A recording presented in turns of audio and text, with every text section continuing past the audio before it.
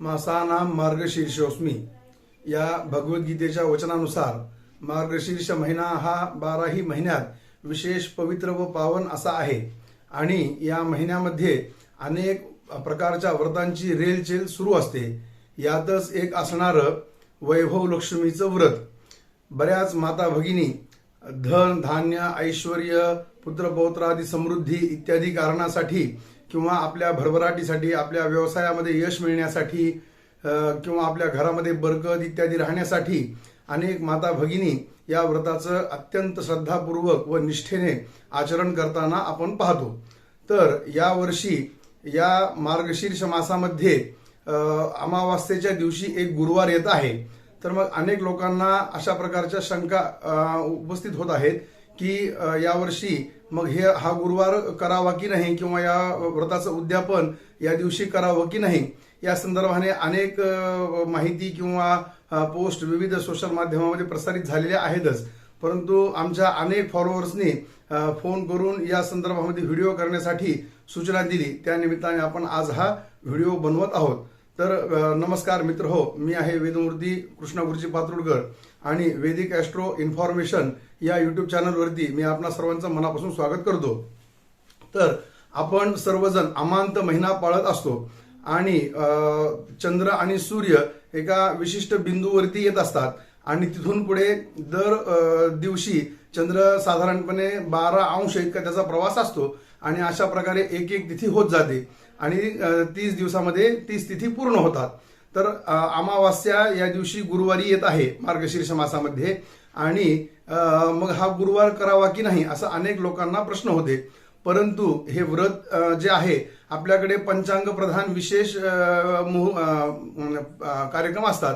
तर यामध्ये काय की काही सण नक्षत्र प्रधान असतात, जसं की आपला गौराईचा सण आहे तो लक्ष्मी प्रधान आहे, गणपतीचा जो असतो तो तिथी प्रमाणे असतो, कुठला योगावरती असतो, कुठला संक्रांतीचा सण आहे आता लगेच येऊ घातलेला तो कर्णावरती अवलंबून असतो।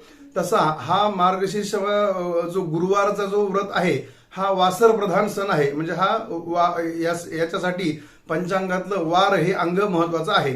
तर अमावास्या ही मार्गशीर्ष मासातलीच असल्यामुळे त्या दिवशी येणारा गुरुवार हा मार्गशीर्ष मासातला गुरुवार आहे।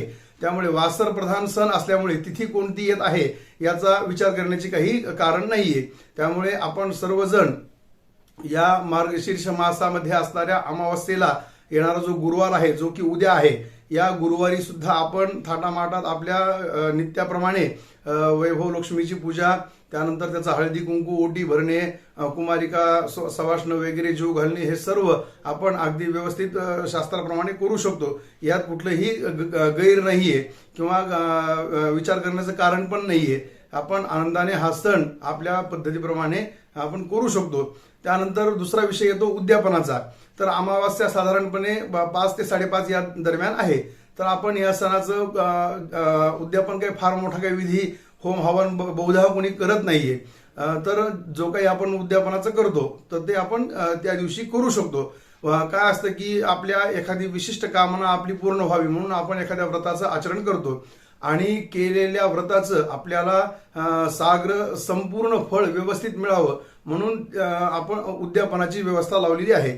तर उद्यापन असतं, तर उद्यापन खरं तर असं आहे की एखादं व्रत हे आपण आधी पूर्ण करावं आणि व्रत पूर्ण झाल्यानंतर यथावकाश योग्य मुहूर्त वगैरे बघून त्याचं उद्यापन करायचं असतं। म्हणजे मोठमोठ्या जसं की संकष्टी चतुर्थी व्रत असेल, प्रदोषाचं व्रत असेल, अनंत चतुर्दशीचं व्रत असेल, तर या सर्व व्रतांना होम हवन इत्यादी आहे आणि हे जे व्रत आहेत हे आधी व्रत पूर्ण करून घ्यायचे आणि नंतर सावकाश याचं उद्यापन करायचं असतं असा नियम असतो।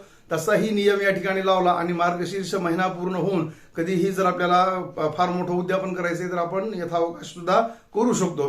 किंवा जर काही लोकांचा असा नियम असेल की अमावास्येच्या दिवशीच त्याचं काय थोडक्यात आपलं ज्या घडेल त्याप्रमाणे ओटी भरणे किंवा सवाष्ण वगैरे जीव घालणे, कुमारिका जीव घालणे, अशा पद्धतीने जर कोणाचं व्रत करण्याचा प्रघात असेल तर तो आपण उद्या अमावास्येच्या दिवशी सुद्धा व्रत पूर्ण करू शकतो।